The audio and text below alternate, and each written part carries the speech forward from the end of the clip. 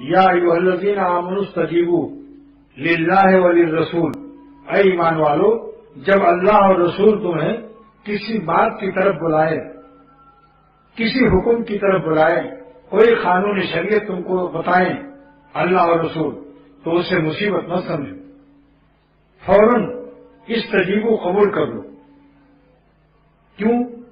میرے شیخ شاہ عبد الغنی مرشد رحمۃ اللہ علیہ فرماتے تھے، کیوں؟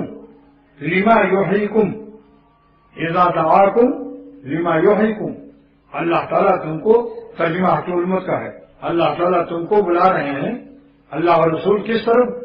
لما یحییکم، تم کو حیات احسانی دینے کے لیے، حیات بخش، تم کو اصلی زندگی، حیات اولیاء دینے کے لیے، حیات عاشقہ دینے کے لیے، حیات دوستہ دینے کے لیے۔ لما یحییکم، معلوم ہوا کہ اللہ پر مرنا یہ موت نہیں ہے، حیات ملتی، یہی دلیل ہے آیت۔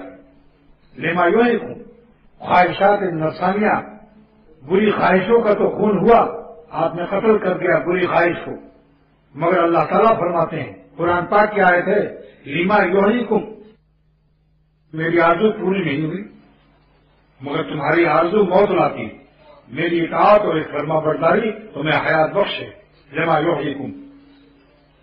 تو اللہ تعالیٰ کے فرما برداری سے آپ کو حیات ملے گی، اور نفس دشمن کی بات ماننے سے تمہیں موت ملے گی، اور ایسے مسائل آئیں گے کہ موت بھی نکل جائے گا۔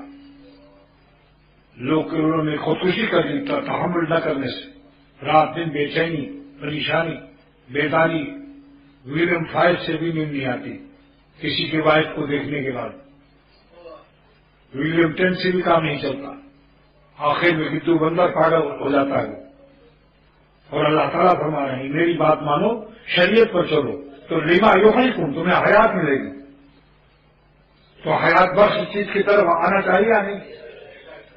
سبحان اللہ، اللہ تعالیٰ کی فرما برداری میں ہماری حیات ہے، نافرمانی میں موت ہے۔